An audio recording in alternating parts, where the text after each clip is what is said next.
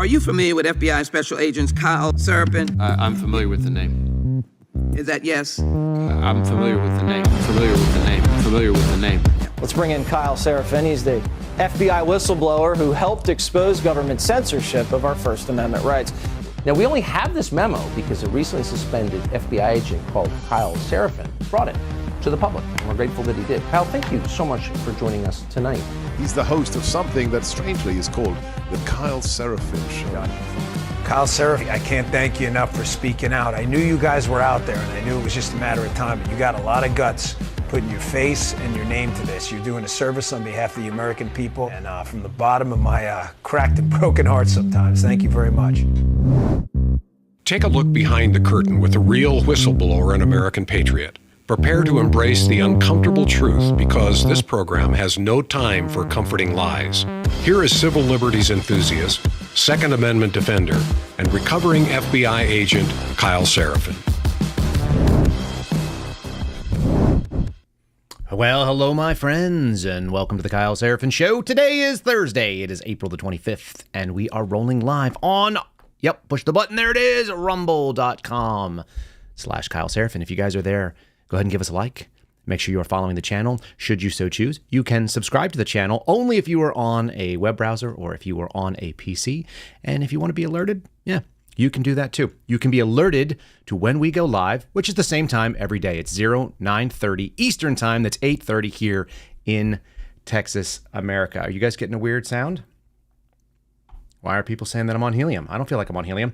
So let's talk about what's going on today. We've got a couple things. First of all, I want to thank all of you from joining us from the AMRAD chat. There it is right there. Look at that. Boom. The AMRAD pod has rated this stream. Guys, there's a cool function that's going on right now on Rumble where we can actually allow a stream to feed into another stream, and that is what the AMRADs are doing. If you want to catch the AMRAD podcast, you can do that also live at 0830 Eastern time, or that's 7:30 here in Texas, America. It's a little early. I'm in the middle of the show prep. And when that happens, you will automatically get dropped right into our chat right there. So thanks to Steve and Garrett, some of whom were popped in here. I think Garrett was in the chat. Thanks for joining us. Guys, here's what we got going on today. We're going to talk about SCOTUS and the qualified immunity. I want to touch on something I did yesterday because there was a little bit more that I wanted to sew up on that. And there's a couple stories going on. That argument is happening today in the Supreme Court of the United States, so we'll do so. We're going to talk about the difference between targets of interest and targets of opportunity. It's a military concept. It's an idea that there are some things that happen that are presented to you, and there are some things that you plan on a strategic level. We're going to get into what that would mean, what that looks like. There's this back and forth going on. Dan Bongino said it very clearly the other day. Campaigns are about contrast. I'd never thought of it in that way, and it has really stuck with me. We've got some really good contrast between Biden and Trump. We've got some different contrast between what lawfare looks like on the political left and the right, so we'll get into that. The scary, scary bird flu, is it coming to you? Do you have to throw out all of your dairy? What else we've got? We got some interesting videos defending the college protesters that are making a mess of college campuses and standing for Palestine. People will die, and we'll get into all that stuff as well. So that's what we got going on today. I hope you guys stick around. If you are just joining us, thank you for doing so. I hope you guys appreciate a little bit of more of a nuanced take. We don't do talking points here. Nobody owns us. Nobody tells us what to do. And despite the allegations by James O'Keefe types, I don't think I'm demonically possessed. I certainly didn't run off with $10 million. And I don't favor some sort of a new world order, which his attorney hit me up with. We might talk about that at the end of the show if we have time. Before we get really started, let's say thanks to my underwriting and keynote sponsor here. It's Catholic Vote. You can find them at catholicvote.org. You can find them on social media at Catholic Vote. It's very easy to find. And if you go to their webpage, you will be able to access a thing called The Loop. They got some really good branding on today's Loop. Look at that. You can't see it probably, but that's a cool graphic they put together. It's like an eye burning in one of the O's.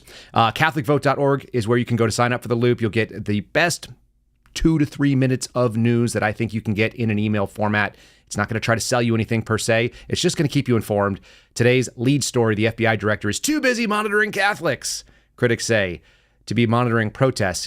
Chris Wray went out in front of the public the other day and said very clearly that we do not monitor protests. And that is false. I have been stationed in multiple protests.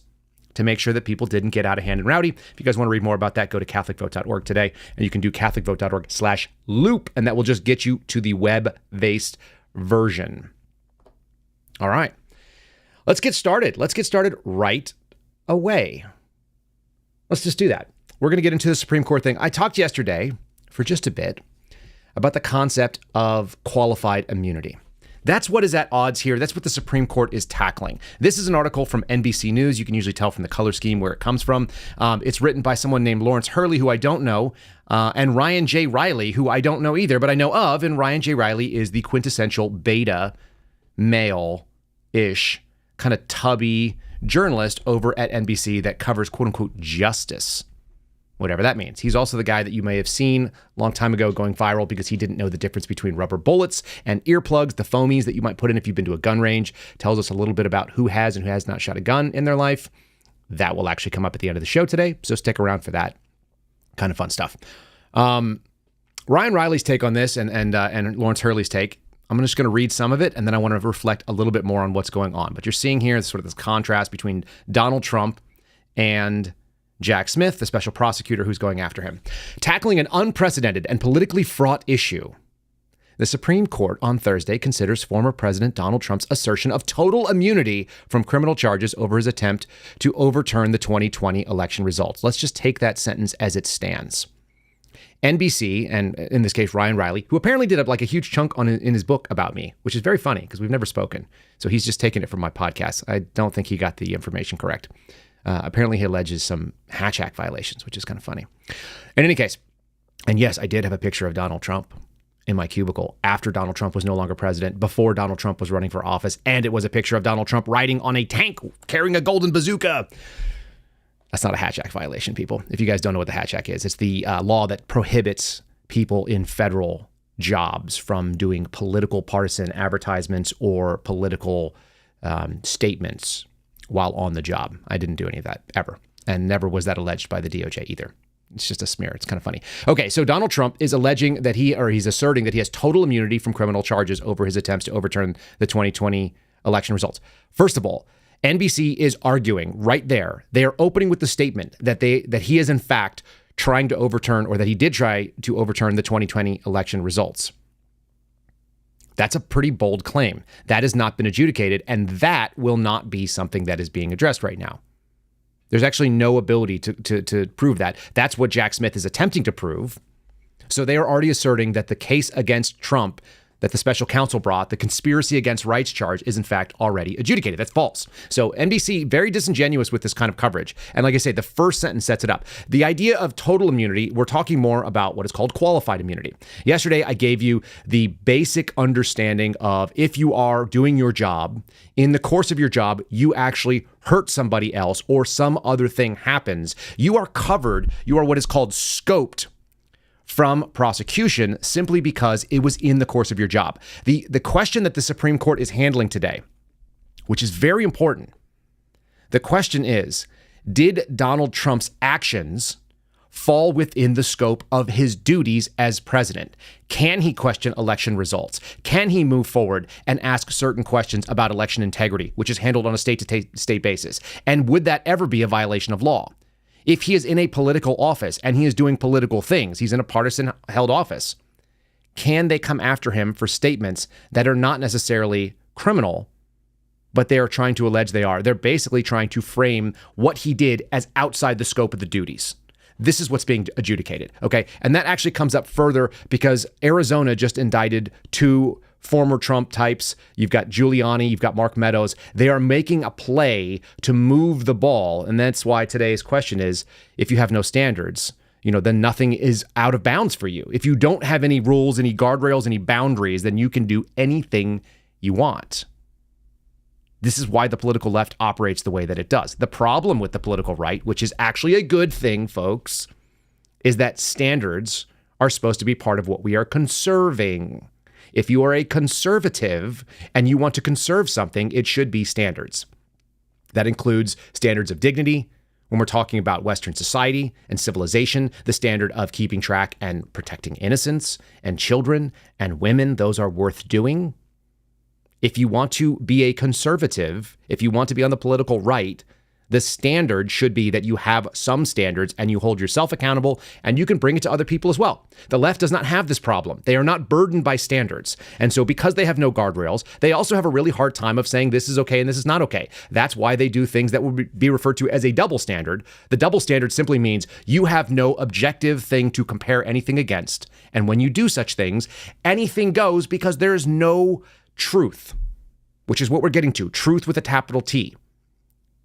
If you are a Christian, that comes from a godly perspective, that there is a truth. It is aspirational. It is almost platonic, if you will, which is to say an ideal that we strive to get closer to. Interestingly enough, that was the mission of what Project Veritas claimed. It was not the reality of what Project Veritas did. But the concept of veritas, truth in Latin, is that there is an objective truth. And if you don't hold yourself to that standard, and like I said, the political left is unburdened by this standard, then you can do anything. This is why they're in court right now. We are going to find out whether or not the Supreme Court determines, unlike what Ryan Riley and Hurley here are talking about, we're going to decide whether or not Americans can expect that their president has immunity, qualified immunity, under the scope of his job, which is that he runs the entire executive. There's a fun little piece in here that I want to get a little bit further into because it's kind of funny.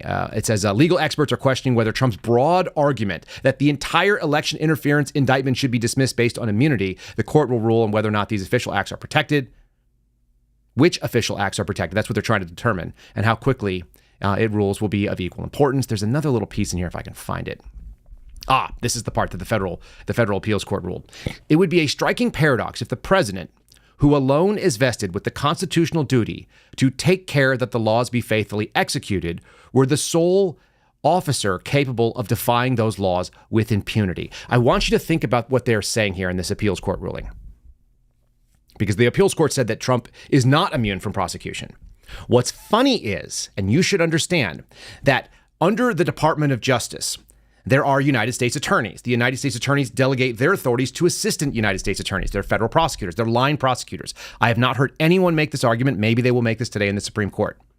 There is an idea, there is a concept called otherwise illegal activity. This is a thing that the FBI uses, that the DOJ uses broadly. So that means ATF, that means DEA. In fact, the DEA uses it all the time. Otherwise illegal activity is a waiver for a very narrow subset of things. It's a waiver that says we will ignore federal law and you will not be held liable because you are working as an agent of the government.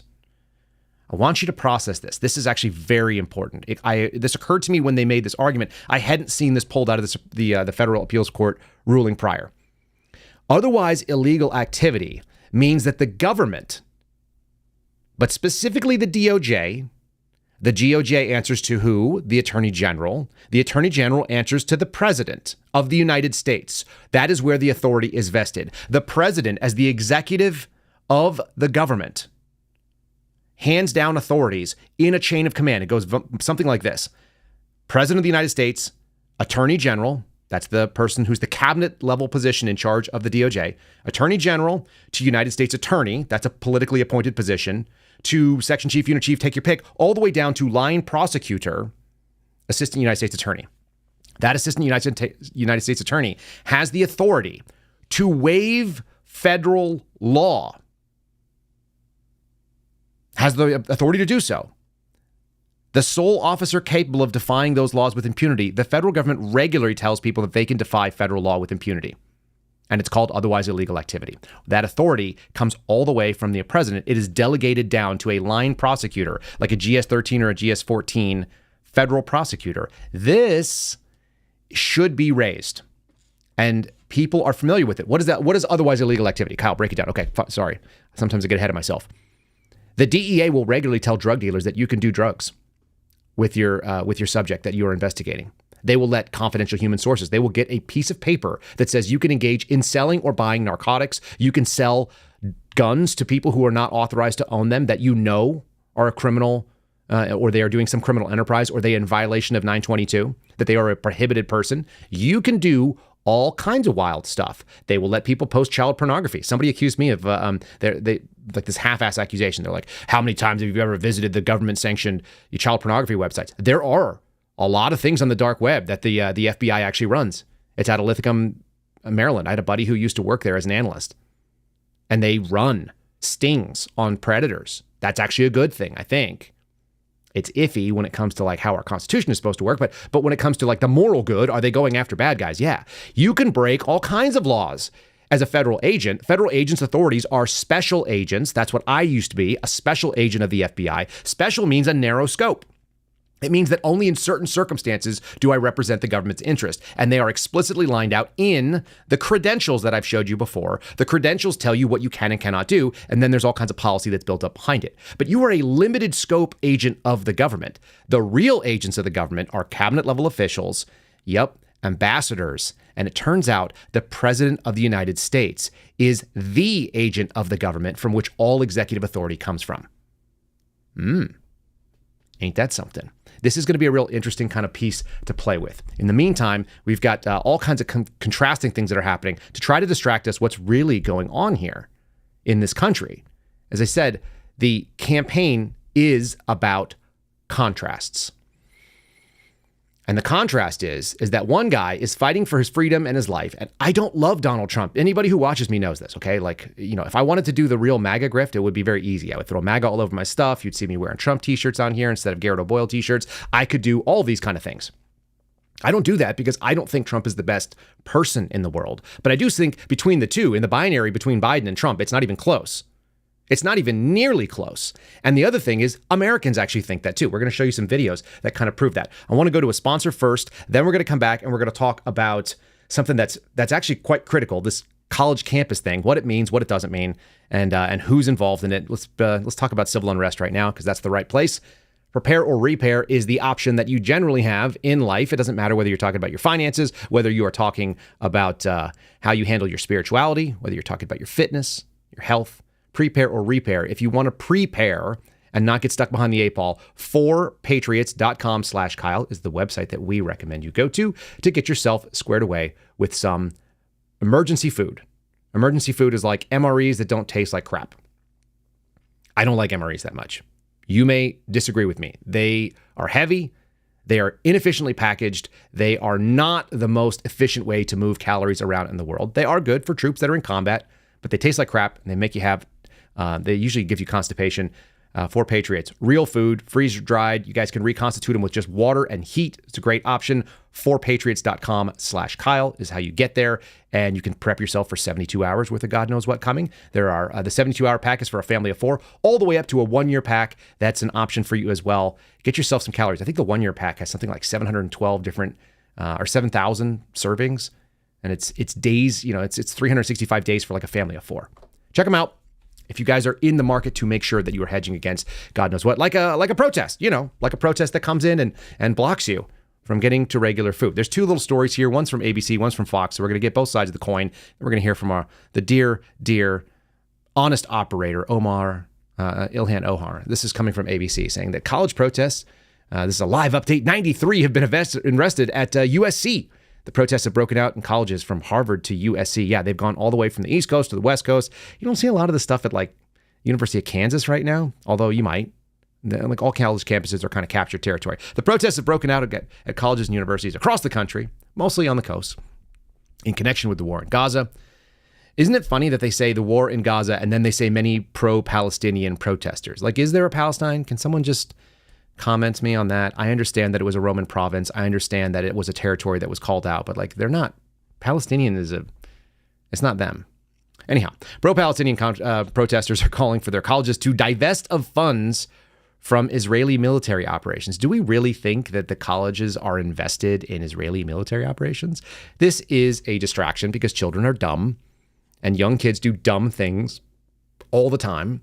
And part of your job as an adult is to kind of help cultivate what it is that's true, help them understand. The point of college was never to go there and learn all the things on how to do your job. Do you guys realize that the purpose of academia, historically speaking, that the actual purpose of the university and the difference between them, as I understand it, college and universities used to just be the number of volumes in your library. That's sort of irrelevant today. But you used to go to college to learn how to think. Not what to think, by the way. It wasn't an indoctrination school. This is why the Socratic method still exists in law schools. Because if you come out indoctrinated and you're unable to process novel information, you will be overwhelmed in a legal sense. You will make bad arguments like O'Keefe and his girlfriend's arguments that somehow I'm a demonically possessed person, but I should also obey the golden rule. By the way, if you say that you may do this and you could have this and this, that is very weak legalese for you didn't do it, but we're trying to scare you. I got some cease and desist letters. They're laughing. They were served by email and text messages, guys. Don't fret about me getting sued. That's nonsensical. If they sued me, then I would have discovery. If they don't understand that, then they would be screwed. They are probably the dumbest people that I've ever had to deal with. And I've dealt with some dumb people because I used to be a federal agent. And I used to be a paramedic on a street, picking up like homeless people that are retarded. And crazy, fully crazy, like real dumb and real dangerously mentally ill. In any case, these protesters are doing something. They are not thinking. They are not critically thinking. They are They're going after Jewish students. They're calling out the protests for being anti-Semitic. They're scaring these kids off. They're trying to get this movement. We see them at Yale, at New York University. They're citing Harvard, University of Texas at Austin, shocker, and University of Southern California. Basically, liberal and or leftist bastions of thought. Confusion. Because these kids don't know how to critically evaluate information. And that's how you have someone like Ilhan Omar going out there saying that we are making it very dangerous. Speaker Mike Johnson apparently visited Colombia and he was like, hey, you can't be doing this. Don't do that. It's dangerous and stupid. And instead, you've got this woman who is a terrorist sympathizer sitting in our Congress, who was raised in a non-country. Somalia is basically a territory that hasn't had a functional government since I was a child. And rather than be grateful to the brilliance of this country that has saved her, given her family opportunities that could never exist, given her wealth and power, and allowed her to sit in our most august body of legislation, instead of having that sort of take, this woman hates America, which you guys already know. That's not strange to you. But she's going out there with this basic, like, it's always going to the lowest level. Oh, it's unsafe. You're making people unsafe. Welcome to America, sweetheart. Freedom is unsafe. If you want to see real lacks of safety, go move you and your family, take your brother husband, and go back to Somalia. Drag your kids out there too. Take your white new husband and go hang out in Somalia. Does that sound like a thing? Why are you trying to create Somalia in America? And we've seen all kinds of crazy stuff where she's speaking, in languages that she thinks no one is going to be able to translate. This woman is a radical. She's allowed to say what she wants. That's the brilliance of our country. Have at it. You just sound stupid when you do it like this. And it is not surprising that he would go out to Columbia University and stir up really more anger and hate and endanger the lives of young people who are at the encampment at Columbia University. Are we really endangering the lives of young people that are in a camp, or are they endangering themselves by hanging out with a bunch of filthy weirdos sleeping in tents? I mean, would you go camping with people that you didn't know in the woods? Why would you do that in New York City? That doesn't make any sense to me. Also, I saw one of you mention, we have someone in the chat called Cleo, and Cleo triggered Miss Cleo in my brain. Is it just me, or is the fact that she always wears a turban? Could someone get a meme going of her as Miss Cleo? Because that'd be really fun. Remember the prognosticator, the TV fortune teller? Miss Cleo was great. Is that where Ilhan Omar is ending up in life? I don't know. It's possible. This is probably someone that would not avow anything that woman says and is not a fan of Somalia. If I had to guess, this is Patriot Coolers. They are one of our sponsors as well. I wanted to bring them up. Patriot Coolers with an S on the end of it.com. You can follow them on social media at Patriot Coolers if you want to see some of their new products. I got this 16 ounce sitting on the desk today. It's been hot since about 6 a.m., which is coming up on 3 hours now. Fantastic products, fantastic people. Use promo code Kyle, KYLE. It's my first name. Makes it very easy. Promo code Kyle will get you 10% off over there. Is it the same discount you'd get if you were a military veteran? Yeah, it is. It's not unique to us. I always tell you. It just lets them know that we sent you. You don't have to put up a military ID either. And that would be great. They have a really cool feature where you can customize them if you want to add some cool logos. They've got first responder stuff. They've got thin blue line. They've got thin red line. They got fire axes and shields and all kinds of other things. They've got things about coffee. They got things about parents, patriots, nurses, and so on. All kinds of different little things that you can do to customize your Patriot Cooler tumbler if you're so inclined. Might as well buy 2 of them if you're looking at it, because then you'll get free shipping. $50 or more will get you free shipping. They've got all kinds of replacement parts and lids. Check them out. Promo code Kyle, KYLE. Our friends since 2017 is when I first started using them, as I was an FBI agent. And I highly recommend them with no caveats. I don't bring on companies that I wouldn't stand behind. I have a lot of offers to like advertise. You guys would be shocked. People are like, how do you monetize a podcast? And I'm like, I just sit here and talk to you guys, and then they call me. Go figure, huh? Okay, what is this all coming down to? This is all coming down to, okay, we'll go back to the Fox piece of it because Fox actually also covered this. The Columbia protests are apparently the writing on the wall about both anti-Semitism on campuses, but the student organization says that it's really about a lack of leadership. And that, I think, is actually very true. Look, when you're a child or you're a young adult and your brain is still forming, your cerebral cortex is still trying to get its feet underneath it, so to speak, the founder of this group is saying that essentially that all this rage is coming from a place of confusion. And I think that's true. I don't think people are angry at Israel. They are angry that the world is screwed up, that there's a lot of injustice, and they don't know how to deal with it. So he's essentially arguing that it's a lack of leadership. This was the same problem they're claiming that happened in the 1930s, the harassment, intimidations of the Jewish people across Europe. Essentially, they're talking about scapegoating. And I don't disagree with this. Jewish students are being intimidated and harassed on college campuses. I was on a call with a Jewish student, had to go back to Columbia, said, I can't wait to pack my bags, get on the first flight home. I don't want to be on this campus anymore. Well, that is the desired effect, is to make people scared. But the secondary, and I think the probably the causal piece here, is that when you don't know what is wrong with the world and someone offers you, as we said the other day, a simple solution to a complex problem, then you jump on it. If you're dumb, if you haven't been critically formed, that is the reason why things like skepticism are sort of Western values. We're supposed to evaluate the source of the information. Is that person in the position? Do they have the authority to make that statement? Do they have the knowledge of this statement? Are they credible?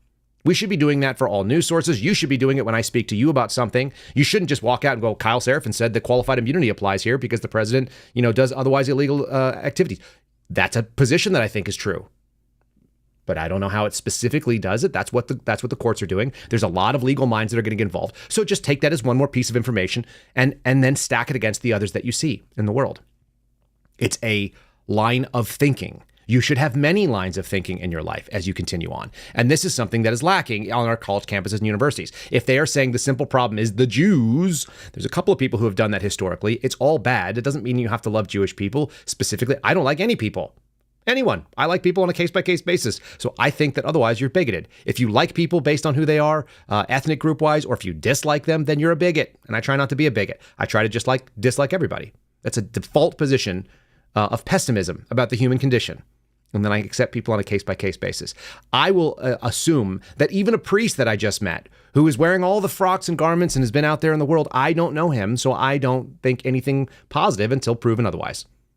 I'm not necessarily negative about them. I just don't go out there and just assume anybody is good. There's this really interesting argument that was made to me the other day about the difference between men and women and trust. And this is something that is going on in this country. I've mentioned that we have this balance that's off. There's a feminine characteristic to America in 2024 that is not healthy because that has to be in balance with the masculine, and it is not.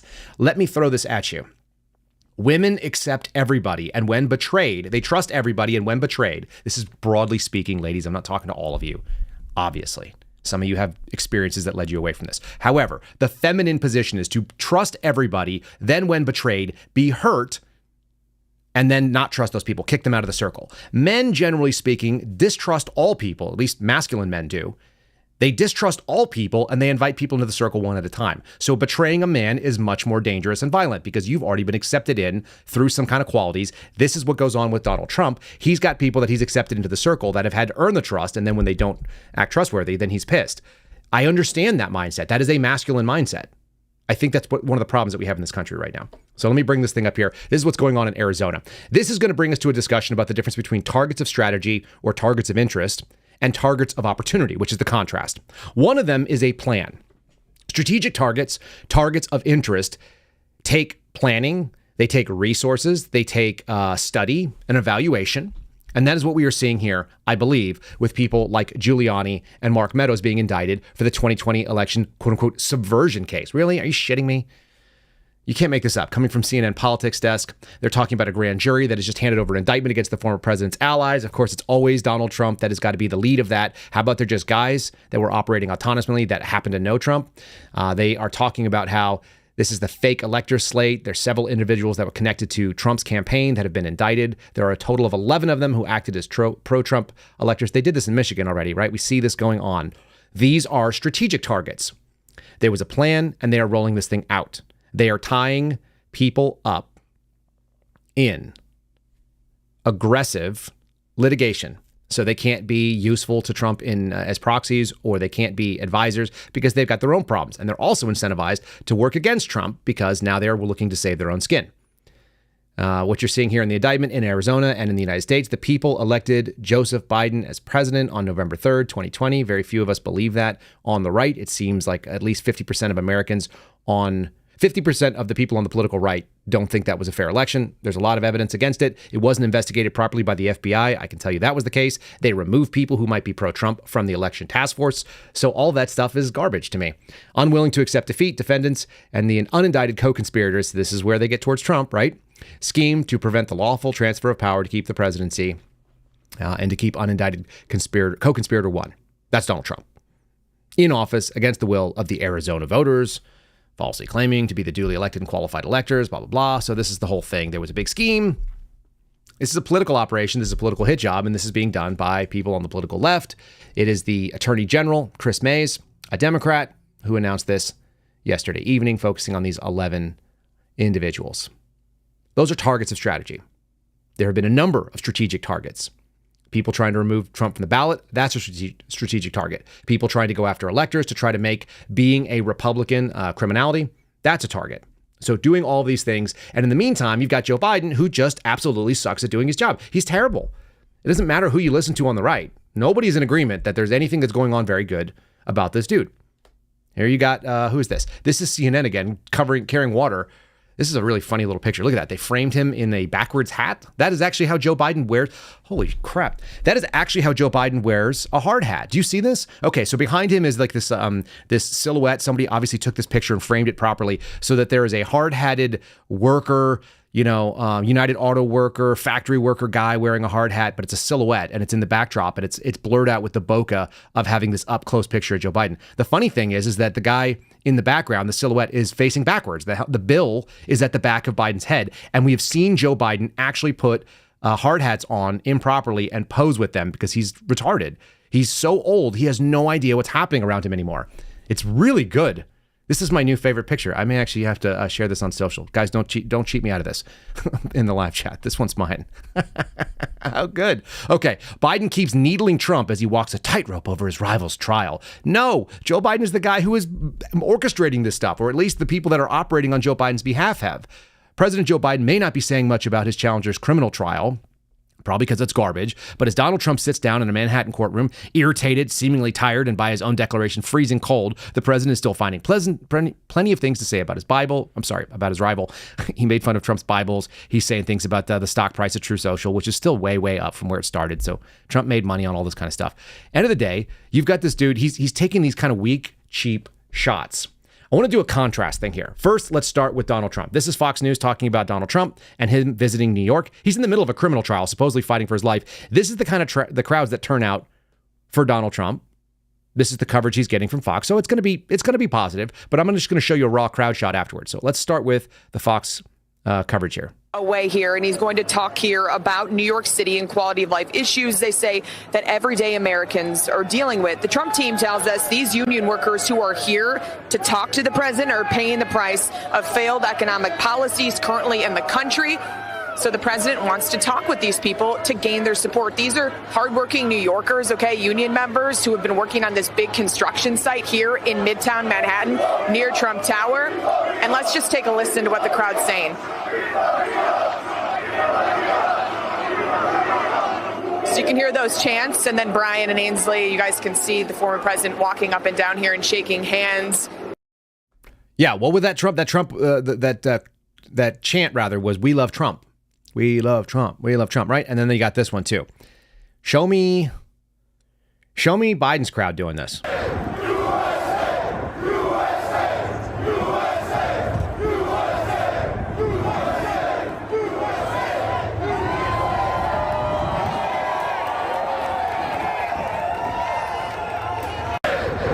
That's a couple hundred people, I would say, but they're blue collar people. They're regular folk that are working, wage jobs that probably make pretty good money if they're union workers in New York City. But those are like the salt of the earth people that keep this country running, probably like many of you. Those are the kind of people who have the same background that are driving trucks and keeping our logistical supply chain and are running factories and are doing even even white-collar jobs. A lot of people that are working for a wage are looking at this Biden economy, and they're not really impressed. And that makes sense. So this is the kind of excitement you get. Meantime, you got Joe Biden. This was a little compilation put by the RNC. It's kind of a hit piece on it, but it's Biden's own words. The man shouldn't ever say language that involves numbers because he's basically a moron, and he freezes on it. He says things that make no sense. Let me give you the backdrop on this. We are $34 trillion in debt, and Biden is making the argument that he has cut the additional debt that we are putting on. The additional debt that we are putting on an annual basis, he is doing less debt than previous, but he's claiming that he cut the national debt, which is utterly false. And he says it all the damn time. Here's an example of how often this clown show is trying to hit you with numbers. And I'm not sure if he even knows what these numbers mean at this point. I cut the national debt by $1.7 trillion. We literally cut the federal debt in half by $1.4 trillion. $1.7 trillion. $1.7 trillion cut. We cut the debt by $1.7 billion in the last 2 years. Let me say that again. $1.7 trillion. I reduced the budget by $1.7 billion. Reduce the debt. We cut the federal debt in half. Fact. In the first 2 years of my administration, I cut the debt by $1.7 trillion. $1.7 billion. $1.7 trillion. $1.7 trillion. $1.7 trillion. $7 billion. $1.7 trillion. $1.7 billion. It's a trillion dollars. Not billion, $trillion. $1.7 trillion. Hear me? No one's...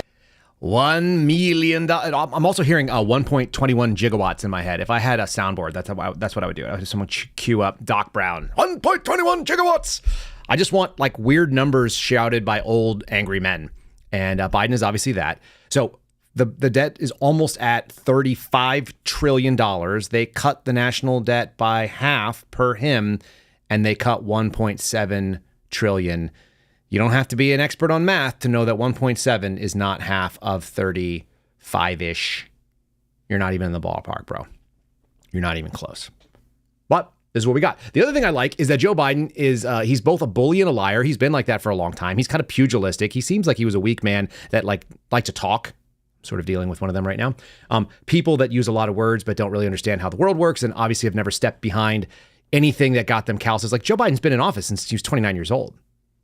I was a moron when I was 29. I was in the military, but I was a moron. I didn't know very much. He's completely formed by that. And since then, he's basically had like what, 1-2 jobs. He's been a senator. He's been a vice president. Now he's a president, I guess 3 jobs. He's been a guy who takes money from other people. Yeah, he's an old man yelling at the clouds. So check this out. This is him talking about how politics is so aggressive these days. It's so mean. It's mean-spirited. And we should do better. We should do better in politics in America. You know, one of the things going on here, all kids aside, is the way we denigrate people, the way we talk about people, the way we talk about, and he's even making fun of my being an Irish Catholic. I mean, what the hell is this? It's never been like this. Never been like this. It's going to stop. I thought he was a Puerto Rican raised in the black church. I didn't know he was an Irish Catholic. Did you guys know that? Did you know that when he does the upward sound sums of cross? Yeah. So anyway, it's really important that we get nicer, that our political discourse gets nicer, that we stop being so mean to each other, saying things that are pugilistic and aggressive. We need less mean tweets, less Donald Trump in the world, right? Think about the guys you grew up with who you'd like to get into the corner and just give them a straight left. I'm not suggesting we hit the president. I'm not suggesting we hit the president. I'm just saying, wouldn't you like to give him just a straight left? Some of us call that a jab if you're right-handed, right? Yeah, but you called a straight left because you've never been in a boxing match, because someone's probably never ever hit you, and you probably needed it a lot. That's probably the way Joe Biden grew up. Soft, words, no actions, meh. And then talking to people who are actually men. Like that was some kind of a workers' meeting. The fun thing about it is the contrast of a dude who's walking around, talking to people at a construction site, unscripted, and then this dude. This is the man that's sitting in the office. I already shared this on social media. You guys can steal it from me if you like. It's out there. It's available to you. You remember the meme when he said, repeat the line? Do you remember? He was reading off the teleprompter, And he said, repeat the line, right? Repeat the line. I think I actually have, do I have a blank screen here? I may actually have a blank screen. Give me 1 second because I want to show you what this would look like. But repeat the line is kind of that classic, you don't, you're not tracking ahead because you're an old guy. Okay, here's what's coming up. Look at this. This is what was on the White House teleprompter. Folks, imagine what we can do next. 4 more years. And then the audience chants. That's what's supposed to happen. But there was a pause in there. And he read the pause, as you guys might expect, because he's Joe Biden. He literally became the meme. Imagine what we can do next. 4 more years. Pause, pause, pause, pause. 4 more years. 4 more years. 4 more years. Imagine what we... He's like, and then he smiles, right? He's confused. What just happened? What just went down? Imagine what we can do next. 4 more years. Pause, pause, pause, pause. 4 more years. 4 more years. 4 more years. Imagine what... In his head, you can hear him. They like me. They really like me. Oh, they really like me. It's so goofy. What on earth is going on there? Are we okay? Is this country screwed with this stuff? It's so bizarre. We're just living in this alternate reality where a guy who's so confused that he reads the pause in parentheses on the teleprompter out loud. The same one who said, repeat the line. And that's the contrast to Donald Trump. Campaigns are about contrast. That's what this is about, right? Like I said, that's why they have to do these targets of strategic value, because the guy that they're running is so weak and so incapable. We're not there. The other thing that we have in a contrast right now is this story, which kind of scares the crap out of me. Actually, let me talk about our affiliates real quick, and then we'll go into the next story. Our affiliates, we have 2 of them. Matt Hat Jerky is one. You guys are buying them. I see that coming in. MattHatJerky.com/Kyle. That tags you coming to their website as an affiliate of us, so that's cool. So we get a chunk of it. And then if you use the promo code Kyle, it should automatically populate. But if it doesn't, KYLE will save you 20% on their high quality, very excellent and highly tasty beef jerky. I recommend you guys look into the USDA Prime Pack. It's a high quality piece of meat. It's very tender, which is not the case for a lot of jerky. Good jerky is not cheap. It's not the cheapest thing in the world. It is a very high protein, really high quality, all natural snack. We have some sitting under the desk. That's what I use when I'm sitting here all day doing that. MattHatJerky.com, Matt with 2 T's, hat with 1 T, jerky.com/Kyle. Promo code Kyle to save yourself 20%. I think there's free shipping at $75. That sounds like a lot, but if you buy it, like if you go to Costco, you're going to spend that on jerky for a month. So anyway, also mypillow.com/Kyle is our affiliate with the Mike Lindell folks. As you guys know, American company. They're in Minneapolis. They're good people. Mike Lindell, constantly targeted. I don't know if he makes all the most intelligent statements about everything, but the dude loves America. He's doing his best. You guys can use our promo code there if you like the products they're involved in. That's going to be the towels, the sheets, the mattress toppers, all that stuff. Promo code Kyle, KYLE, to save up to 50%, which is not a bad deal. It's the same as everybody else, by the way. Everybody else gets the same promo code, and we all get a little cut out of that. 50% savings is not nothing. So check out mypillow.com/Kyle and that promo code again, KYLE. We try to get it to be the same everywhere we go. I mistold you yesterday, by the way. That's why I'm reiterating the Matt Hat thing. I told you that it might be Kyle Seraphin. That was actually just on a back-end website. It was a back-end website. That was not the case. It just promo code Kyle. We make it work. All right. So 4 more years, blah, blah, blah, blah, blah, right? This is the thing that scares the crap out of me because this is the real contrast. Boom. Where's this coming from? This is coming from ABC today. Did a little bit more ABC than normal. U.S. secretly sent long-range missiles to Ukraine to use against Russian invaders, White House officials say. How secretly did they do that then, if they're reporting it in ABC? Do you ever question just the words? Like, why? Pentagon confirmed Wednesday that it had secretly provided Ukraine with some long-range Army tactical missile systems.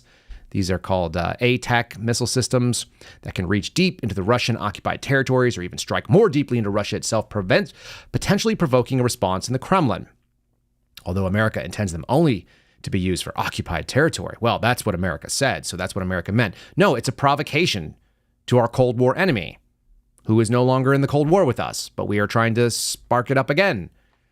Well, why are they do that? Why do I have a tip from a former smoker? That's kind of funny. I guess I didn't wait to get a real picture there. If you guys are seeing that on the screen.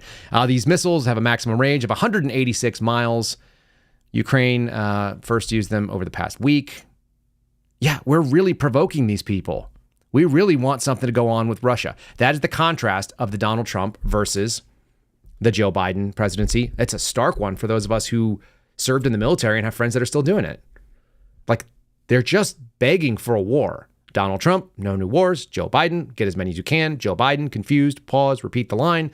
Donald Trump, USA, USA, people who are blue collar love him. I mean, this is real simple stuff. Like I said, I don't have to be a MAGA guy to just go easy.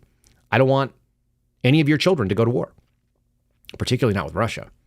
This is the interesting contrast that I saw. This is from Vox. This is going back. This article is dated from 2020. You guys see this? Alex Ward writing in October of 2020, right at the tail end of the Trump presidency, North Korea has unveiled new weapons showing Trump failed to tame its nuclear program. Do you remember that we had missiles in the sky and any moment we were going to be obliterating Hawaii? We weren't going to have any Hawaii. Why is that? Why was there going to be no Hawaii? Because of North Korea? I'm pretty sure that Donald Trump got that guy in check. We're not hearing a lot about North Korea right now, are we? They had a missile parade. Like, anybody could build that missile. Like, you and me and like 3 other people with some sheet metal could put that missile together. Whether it works or not is another animal. Most of these things have like overshot or undershot the mark. They can't hit what they're supposed to hit. How good is their nuclear program? No, probably not that great. It's the only thing that country's doing, and they're doing with starving people. But I just think it's interesting. Donald Trump apparently failed on nuclear weapons in North Korea. Meanwhile, you've got Iran launching actual drone attacks, and they've given them pallets full of cash to go out there and do their piece. It's all about contrasts. If you can frame it properly, then you won't be foolish. These people clearly are, and they don't really care about what we would say truth with a capital T, which we talked about earlier. They're just throwing things out there, and hopefully, they can just displace this much more virile, same age old guy, imperfect target, but he is infinitely better, obviously. This is the thing that they're going to also use, which we might as well be aware of. Some of you guys are seeing some of this talk. The USDA and the FDA said that the commercial milk supply is safe for now, but traces of bird flu virus are found in some milk and pasteurized dairy. Oh no. Bird flu, how many times are we going to do the bird flu thing, the novel virus, the everybody gets scared? I mean, can we mask? How are we going to protect ourselves from the milk? Are we going to see people on the left drinking milk through a mask? Please tell me that's what's coming in 24. Please tell me that at the end of this year, we are going to see loony leftists putting their 3-year-olds. I don't want that for the kids, by the way, but I do want to see the video of people drinking through a mask or a filter, like drinking milk or formula. The bird flu remnants detected in samples of pasteurized milk. Remnants? Huh? What does that mean? Based on the available information, pasteurization is likely to inactivate the virus. However, the process is not expected to remove the presence of viral particles. So this is a non-story. This was on the front page of ABC News today. At this point, when you look up something in public health, science, and medicine, your chances of finding it go up.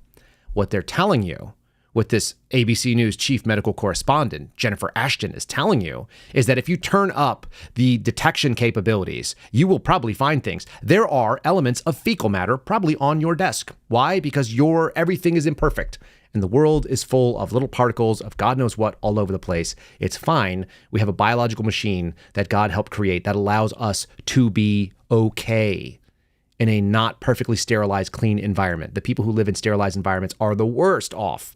The people who are able to live on a farm tend to have less allergies, they have less problems, they have more robust immune systems. This is real simple stuff, guys. That's why I like it, though. Traces of bird flu. I mean, look how scary that headline is. Can you see it right there on the screen? Oh my God. It's in the pasteurized dairy. There's particles of it that don't do anything. Yeah. Don't ever put somebody and have them scan your underwear or your jeans or your cell phone or your dairy your utensils in the kitchen. Can you imagine just running around being scared all the time? That's what they're trying to do here. That's what's trying to happen. And the other scare tactic they're doing is about abortion, which was argued yesterday. The scare tactic has to be done. We have to talk about how scary it is that the Republicans are going to take away the right to kill babies. Liz Warren went on the nightly news and let you know, a vote for Republicans is a vote against American liberties, specifically the one about killing babies. We have to protect people from people who are babies and can't operate on their own. Weird take, lady. Here we go. This lady used to be not that crazy. It's like 20 years ago. She was not insane. Now she's just unhinged. She always sounds breathlessly insane to me. And we'll, of course, you'll know what's coming after this. Here we go. Rights nowhere in America are safe if Donald Trump retakes the White House. And the Republicans have made that clear. The extremist wing of the Republican Party owns that party. And they have made clear they will go for a nationwide abortion ban. And right now, the Heritage Foundation is actually laying out plans so that even if they don't have control of the House and Senate, how it is that if they can get Donald Trump into the White House, they will be able to effectively outlaw abortion all across this country. These cuts are blood money. People will die. Let's be very clear. Senate Republicans are paying for tax cuts for the wealthy with American lives. People need kidneys, it's sad but decreed, yet this senator's hoarding one more than she needs. I offer this bill and I hope you'll vote aye, unless of course you just want people to die. Traffic deaths have many crying with fear. Over 30,000 people are dying each year. This modest change I propose must be applied, unless of course you just want people to die. Alcohol deaths are exceeding comparisons. Black people, white people, Native Americans. We need to ban alcohol. It can't be denied, unless of course you just want people to die. Murders are bad. They have no defenders, yet many are committed by repeat offenders. I say lifetime in prison, whatever the crime, unless of course you just want people to die. I don't have a bill or a groan to detail. I just need a short clip for my donor email. Tim, there's blood on your hands. You want people to die. That good? Cool. Tim, dinner at 5? Yeah. The car deaths I mentioned are terrible stuff. Doesn't seem one seatbelt is ever enough. You must vote for my act so that fewer will cry, unless of course you just want people to die. The carbs, the container, we cannot ignore. Whipped cream's killing more people than ever before. This bill would be passed and be ratified if those people there didn't want people to die. Why not weigh all the costs, the effects, the results, empathize with each other as if we were adults, use our brains to craft arguments, not vilify, see that freedom's a trade-off. You want people to die! I tried. Yeah, Reason TV, guys. That's Remy. If you have not seen it, go out there and follow. His stuff is really good. I can't help but listen to her and then just know that in her heart, she is screaming, you want people to die. Elizabeth Warren is a very silly person. Look, the Attorney General got out in front of Congress the other day. I'm sorry, he was out in front of the Senate in a hearing, and he gave up the game, I think. I don't think this is like mind-blowing to you, but you guys are not going to be, you're not going to be surprised, but you will be amused. Two things. Number one, we've told you over and over again, George Hill came here and made the argument that the purpose of government is to expand. That is success. Mission success in a government job is to grow your department, to grow your influence, to grow your ability to enforce things, to make your relevance higher to the American people. Merrick Garland did this in the midst of Joe Biden talking about cutting the budget by 50%. Okay.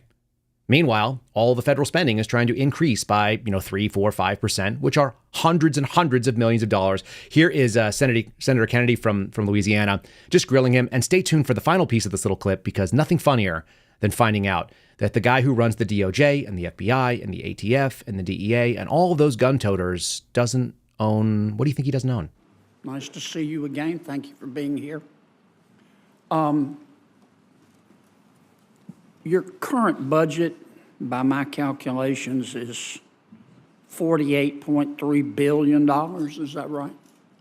The budget request is for $37.8 billion, the FY25 budget, and that would constitute a 3.5% increase over. But with mandatory spending, your budget's 48.3. Is that right? I don't have the number for including mandatory, but I'll certainly be able to get back to you for that. Well, let's take out mandatory. Yeah. Your discretionary budget right now is $37.8 billion. The FY25 request is for 37.8. That's not what I'm asking. I'm sorry? What's your current budget? Well, it's 3.5% less than that, so I can take out my calculator and do the math, but I don't have it in front of me. All right, well, let me put it another way. You're asking for an extra $467 million, is that right? In the increased amount of money that we're asking for, that's approximately right, yes. Okay. To your knowledge, in the past, let's say 40 years, Has the Department of Justice ever come before Congress and said, we don't need any more? We're going to make it with what we've got in light of the fiscal circumstances in the country? I normally wouldn't want to speculate, but in this case, I can't imagine that the Department of Justice, facing increasing threats every year, violent crime, threats to our national security, drug trafficking threats, Is that a no? I don't know the answer, but I think it would be surprising if the department ever asked for less money. I think that Okay. would be not responsible. You talked in a little bit in your testimony, General, about guns, and you've been very outspoken about the need for more gun control. With respect, and if you don't mind me asking, do you own a gun? I don't. Okay. Have you ever fired a gun? Many times. Okay. Do you have 24-hour security? I do. Okay. Do you own a gun? No. Have you shot one? Many times. You know who also have shot guns many times? My 6-year-old and my 5-year-old. Hundreds of trigger pulls from them. They don't know anything about guns either. I love them dearly. I would defend them with everything. They also pretty much have 24/7 security. If you don't, fix yourself. Get yourself a gun. As Mike Cargill said the other day, go out and buy a gun, train with it, become your own security, because the people that want to take yours have security and they're good to go. They don't have to worry about this kind of thing. Let's plug the merch store, which might as well be done right now. There it is. You see that I'm wearing a Last Line Substack shirt. This is the Last Line Strength. I get compliments everywhere we go. It's got a blue line on there. I can appropriately wear the blue line, the red line, and the green line, having served in the military as a civilian paramedic and as a law enforcement guy. You can be one of those things. If you are more than one, you can find a couple different shirts there to kind of let people know what you're about. The-Suspendables, the-suspendables.com.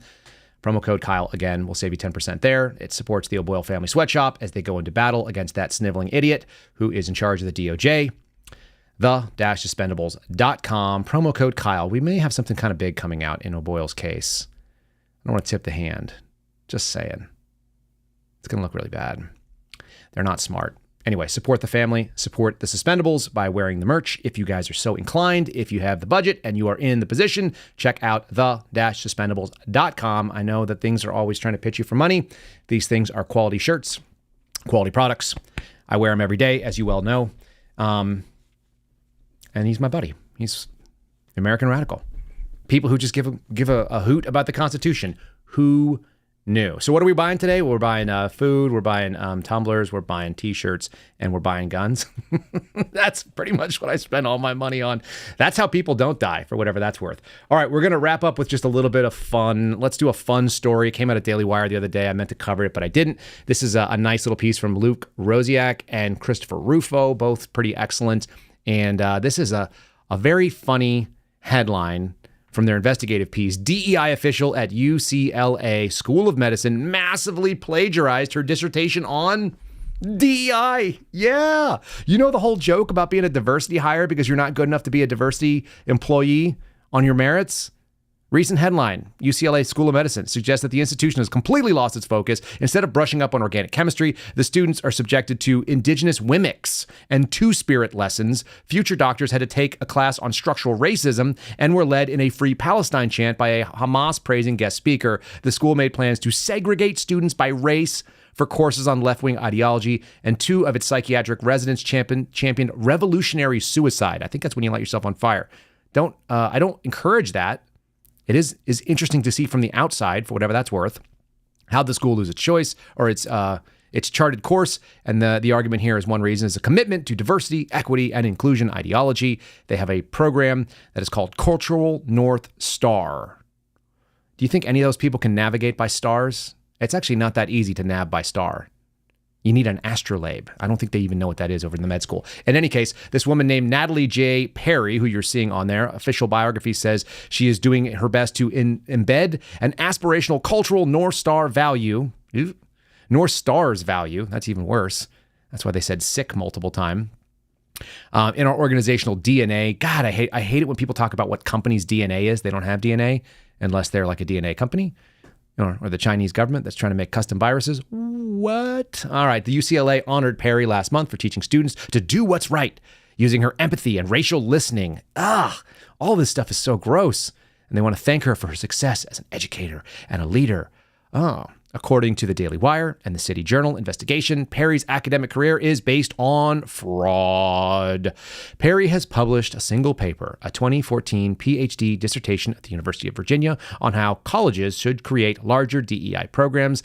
An analysis of the paper found it ridden with the worst sorts of plagiarism, reproducing large swaths of text directly from several other authors without any citations. This is what the piece says. The scale of the plagiarism suggests that Perry lacks both the ethics, competency, and it does raise questions about the academic programs pushing DEI. There are examples on there. If you guys want to find them, go to Daily Wire and read them out. I just wanted to give you a taste of it. It's quite funny. People who do not do rigorous work should not be taken seriously. That doesn't matter if they're on the left or if they're on the right. Did you feel me setting this one up? I got two funny things. This is James O'Keefe confronting this. You always see him like with these like hot cuts, like he's real tough.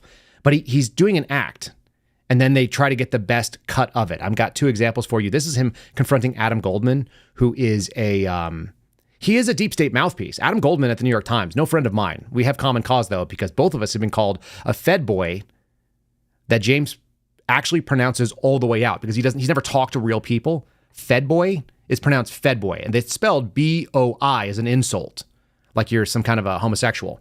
That's the implication.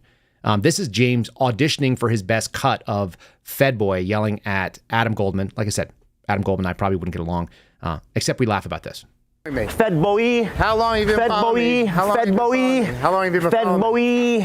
Fed Boy. Fed Boy. Fed Boy. How weird is that? That's such a weird thing to do. But that's not like weird for an actor to do multiple cuts. He's looking up to see if it's catching and his people are nodding along or whatever. You know how I know that he does this acting? Check this out. This is very, very funny. My wife and I were giggling about this.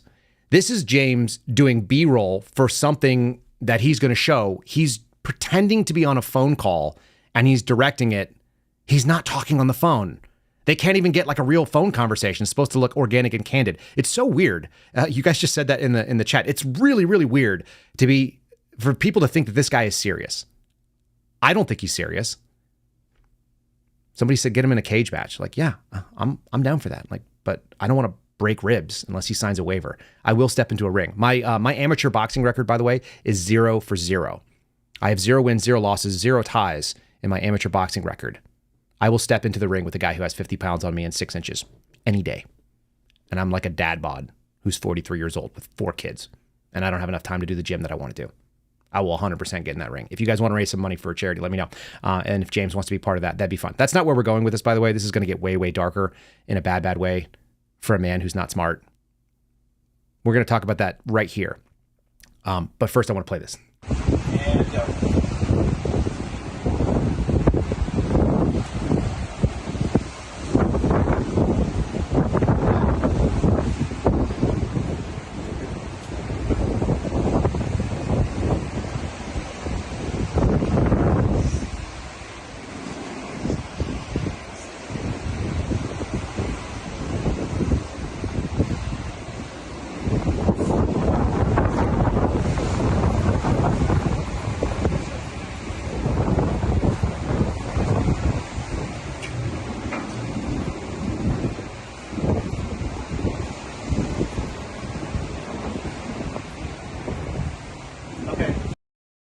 Okay, and that's a cut. That's a cut. That's how I talk on the phone. I move my hands emphatically. I stomp on this thing. Yeah. It's called melodrama. There's a reason why he's a mediocre actor, too. It's very weird. All that stuff is very funny to me. Oh, well. All right, so here's the deal. There's 2 different types of targets. What we're seeing on the political left right now is political targeting that is strategic, going after people in Trump orbit. They're not going after Trump specifically. They're trying to malign him by doing that. And then there's what's called targets of opportunity. For me, James is a target of opportunity. It's an opportunity to expose that people on the political right are more than happy to make excuses for people that do the same things that we call out on the left. If you're cool with James O'Keefe banging a bunch of chicks all over the country, using donor money to do so, and being irresponsible and having reckless, garbage journalism that doesn't actually hit where it's supposed to and doesn't have any of the follow-up work, that's not serious, then I don't want to hear anything about Hunter Biden. Hunter Biden took money that he didn't really earn and raised it because of who he is and his personality and the fact that he has connections. And then he spent it on like hookers and blow. There's not a huge difference there. That's not a false equivalence to say that two men who are equally kind of unskilled, they're basically selling a cult of celeb, a cult of personality, a cult of access to themselves or others, are going to take money and run around. And the reason they're famous is the reason they're famous. It's Kardashian-esque. We're in a kind of a sick culture for that. And there's so many people that are willing to make apologies for this guy. If you want to see a single meme example done by one person making fun of themselves, not knowing that this is cartoonish, this is a cut from Timcast, IRL. This is what happens when you celebrate mediocrity and fake garbage. Listen to the claim. That was amazing. There's nothing amazing about this. It's pathetic. It's bad singing. This is the same guy, James O'Keefe, who stood in front of me and said, I can do musical theater. You know, you have other talents. Yeah, my talents are taking handgun shots at 200 yards. And I'm willing to just lose my job over doing the right thing. And you're a clown that sings Mariah Carey, one of the songbirds of my generation. Damn it. Mariah Carey, who probably has some of the greatest range and vocal control of like any human being I've ever seen. Here's James O'Keefe doing Mariah. I just want you for my own, more than you could ever known. Make my wish come true. All I want for Christmas is you. That was amazing. I just want you for my own, more than you could ever known. Make my wish come true. All I want for Christmas is you. That was amazing. That is not amazing. That's horrible. I had to play it twice for you just so you guys could understand how bad it was.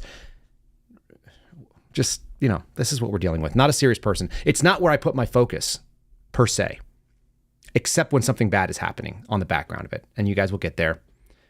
Maybe it's a good reason that he calls it OMG Media, huh? What a clown. Let's do a 5-star review, shall we? It's real short. This is from Captain Crusher. It says, you rock, 5 stars. Love me some Suspendables. Love American flag. Yeah. Captain Crusher, thank you for those. Guys, you can leave a 5-star review for the Apple. I saw a bunch of you just left comments on Spotify. I will go read those later on today. Leave your own.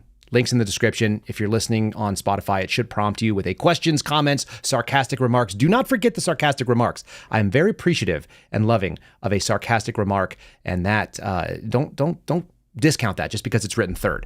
Kyle Seraphin Show is brought to you by Catholic Vote, our friends over there that you should sign up for the loop. 4patriots.com/Kyle. If you've forgotten, all of these are in the show description as well. PatriotCoolers.com, Matt Hat Jerky, and MyPillow.com/Kyle. All those you use promo code Kyle for 10, 20, and up to 50% off. Follow us on Rumble.com/Kyle Seraphin. If you guys want to subscribe to the show, you have to be doing so on a browser. It will look like this. You'll know you're in the right place because you'll do this, and it costs you $5 a month. It's 22 or 23 cents a show, depending on the month. And yeah, it's free. If you don't want to pay, if you want to give us $5, we'll take it. We appreciate that. It keeps us from being canceled. We will see you guys again for Friendly Friday tomorrow. I hope that you have a wonderful day, a safe day. God bless you. Be safe. We'll see you in the morning. Thanks for listening to the Kyle Seraphin Show, streamed live weekdays on rumble.com/Kyle Seraphin. Follow Kyle on Twitter, Truth Social, and Instagram at Kyle Seraphin.